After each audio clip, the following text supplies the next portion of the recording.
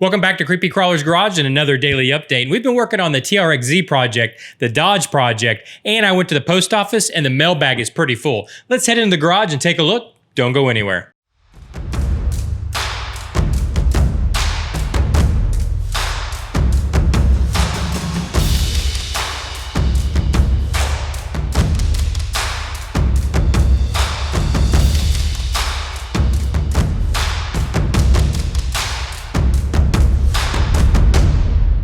With the TRX-Z project, I've been working on the cage in the back. In fact, I've pretty well got it finished. Let me turn it this way. We'll take a closer look. So just to give an overview for those that are new, basically what we have back here, most of this is a cage off of an axial 6x6, a Unimog. And most of it worked pretty well. I had to remove some bars, so I removed the bars that were here, unscrewed and removed those. And then now I've added a bunch of bars to it to make it work for what we're doing here. So let me do this. Let me go ahead and pull the missile launcher off here, and then I'll quickly unscrew the rear spare tire so you can we can get a little better look at what we've done. So like I said, there used to be a triangle on the original Unimog cage. There was a triangle that ran right here, and it actually went right through our shock tower. So that didn't work. So it was easily just unscrewed and removed. And what I did is I took some bars. Well, I used that triangle from the Unimog, those bars that I removed here. And then I also used some cage bars off of an axial bomber to kind of chop up and reuse. And what I did is, if you can see, this is actually off of a bomber. I kind of chopped the bars up and used. Instead of running it straight this way, I took it and moved them towards the center. So let me turn it, and you can see there's two bars. See, there's one here and the one here, and they kind of run towards the center and back. Actually, they terminate right where the battery is going to pop out back there. So then what I'm hoping is the battery is going to be there, and then I can, off these bars, I'll be able to build another, maybe a little box or something that attaches to these bars to cover the battery. But what it also does for us, which I think is really cool, is it gives us this kind of little arch over top of a place. And here's just a piece of styrene I've set in there for now, but I can build another flatbed right here underneath these bars for carrying parts and carrying stuff that we get out in the world that we need to carry, or for carrying ammo cans or things like that. So I can build another flatbed, and then this arch will go right over top of it. And we'll have a little more space with the side steps, and then a little flatbed here to carry parts, because I think I'm going to skip building boxes here, and I'm just going to build a trailer that we can pull behind. I'll just use the bed off of a truck and build a trailer back here. So if we need to go get bigger things, we'll have the trailer. And then if we're making quick runs, we'll have a flatbed and these side steps to carry things on. And I'll put some tie downs down where we can strap stuff down back here, make it look realistic when we're running around and filming. The other thing I did is I ended up bringing this bar straight down and then terminating it into the cab. So this, just to kind of give it finalization, I need to smooth all this out yet, so don't ignore the joint, but that's going to get smoothed out, and it's going to just terminate right here into the cab. And then if you remember before, we put some bars here, one up front and one in the back, and then that's what's holding the base plate and the box. There's a servo in here for the missile launcher.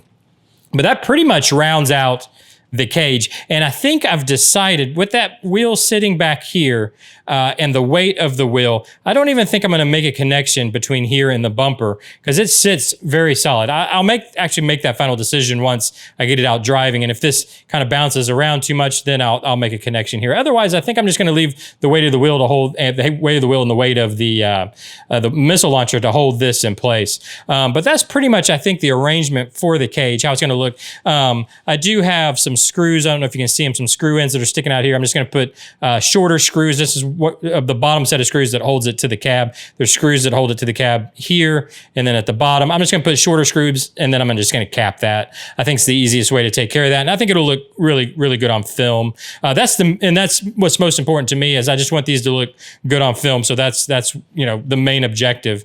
So anyways, that's mainly the cage done. Then now I just have to, I've got some glue that's still kind of drying up around here. In fact, I think I stuck my finger in some of it, but it's still drying up. Once that dries up, then I'm going to give this all a paint job, and it'll get weathered just like everything else. And then the cage pretty much be done on the TRX-Z.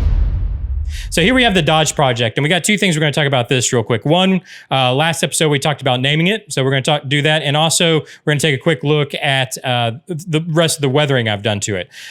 So first, let's start with what's probably going to be the bad news, and that's the naming of the Dodge project. The majority of the comment section, or a lot of the comment section, really liked the name General Z, which is a great name. Like, it's really clever, and I really like it. But my only worry is we have the TRX-Z, and then we'd also have the General Z, which by the way, this is going to be a bad guy, I guess you want, quote unquote, bad guy car. So an outsider's car. I think I'm going with that name too. So people outside of the shop, or people that are out in the city, we're going to call them outsiders. That's our name, our shop name for the bad guys that live in the city and the zombies and all that. They're the outsiders, right? So this is going to be an outsider's car.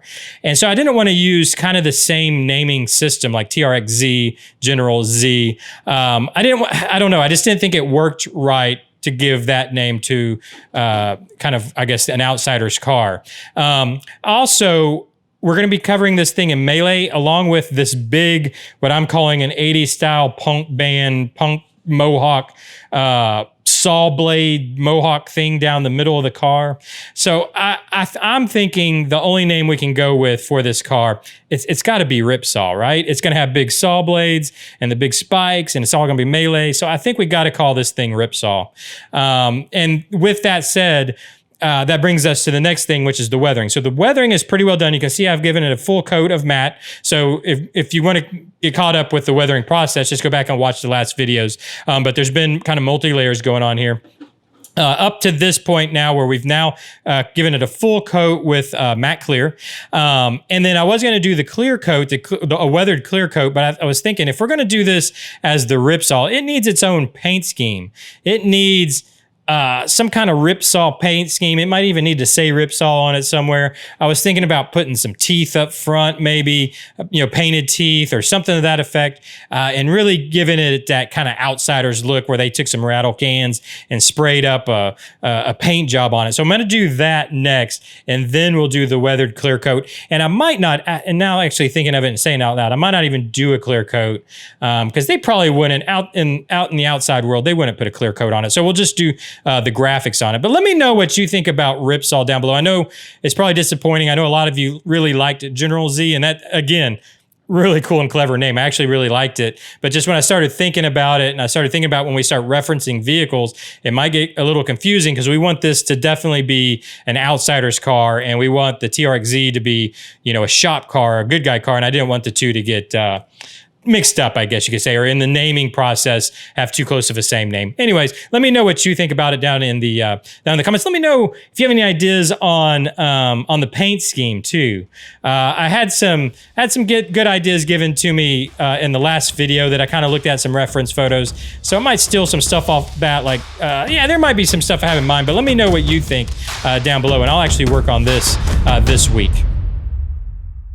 I also went to the post office, and the mailbox was overflowing, and it was all parts sent into the shop to be used on projects that we're actually working on here in the daily updates, starting with a couple light sets that were sent from Highway 1 RC. I think most of you guys probably already follow Highway 1 RC, but if you don't, make sure and go check out their YouTube channel. They're doing a lot of really cool stuff, but we've got two projects of theirs that we're working on. One that you're very familiar with, which is the Samurai project, and so we got a set of lights that are going to be going into the Samurai project, but we also got a set of lights for the Power Wagon we did a few weeks back. If you haven't seen that, make sure and go check out the daily update where we built the blue Power Wagon for them. So we got a set of lights for that, including these really cool can lights that are going to be going on the fenders. I really like these lights. I might have to get a set of these for the TRX-Z. These are pretty cool. But these are going to be going on the Power Wagon that we're doing for them. So look for that coming up in a future daily update. We also got some window nets for the TRX-Z project. Now, this comes from D&D Sports, and I can't thank them enough. Thank you so much for sending these. Guys, if you need anything Traxxas, make sure and go check out D&D Sports. And they sent us these window nets, which, these are for a TRX4. We're running a Raptor body, so they're not going to, fit exactly, but I think we can make them fit because they're going to go in the side windows. If you remember right, we want to be able to see in the side windows so we can see the figures inside.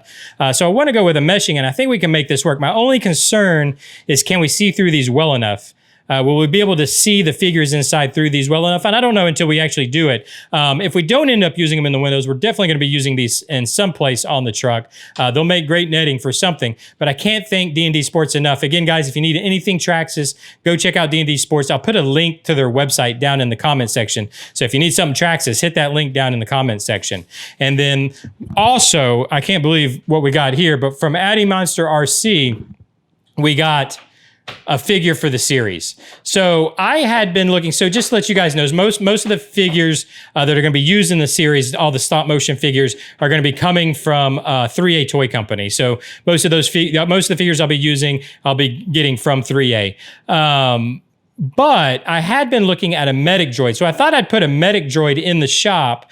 And there was one from 3A. In fact, this one right here from 3A that I was thinking about using, and it would be in the shop. And so when you came back and when you're battered and bruised from all the damage you took out in the field, you had a medic droid right there to take care of you. Well, I think I'll scrap that and use the one that Addy Monster sent. That'll save me $200 on that figure. But we're definitely going to have to do a repaint on this and some resculpt. Like these antenna, whatever these are, these ears are definitely going to have to go away, and we'll do some resculpt, and it's definitely going to get a repaint. But I can't thank Addy Monster enough for this. This is going to make a really cool character, I think, in the series.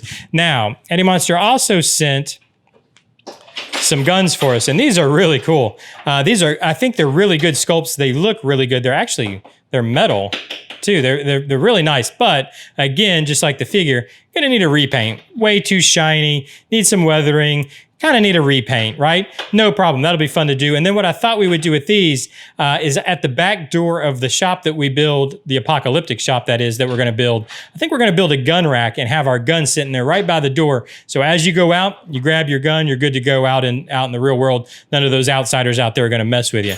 And then also Addy Monster sent over a heap of ammo cans. So if you remember, I had started painting up the ammo cans that I had. Well, we've hit the mother load now. We've got plenty of ammo cans, and I really appreciate this because I actually, in fact, I only had like 1.5 ammo cans. The other one I had, I lost the top two somewhere. So this is great. This is gonna be awesome. What I think I'm gonna do is paint these up in all different color combinations, like they've come from the outside world. So they'll be like graffitied up, and they'll be in different colors, different weathering states, all that. And we'll have all these different ammo cans that we can set around the shop, put in the trucks, that kind of thing. This is gonna be really cool. Now, the last thing I wanted to say too about the figure and Addy Monster, one, thank you again. This is so awesome. But two, you are an Explorer level patron. So that gives you, one of your perks is you get to name a character that's going to be used in the series CCG 3000 AD, the series that we're going to be using this figure in. So what I thought, if you wanted, why don't you name this figure? Give us the name for this figure. Since it's the one that you provided, I thought it would be the best character for you to name in the series. Now, keep in mind, it is a medic droid.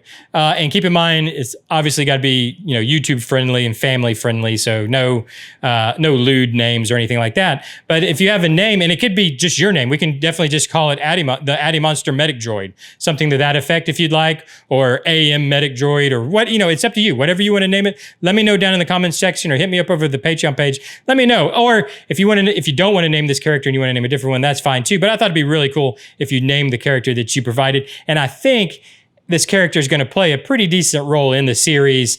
This figure might end up being a little bit of comic relief, being the medic droid and having to fix people up. That could, I think you might want to name this one, is what I'm getting at. But let me know down in the comment section. And everybody else out there too, if you want some naming rights or some producer rights, of course, hit up the Patreon page, go check it out.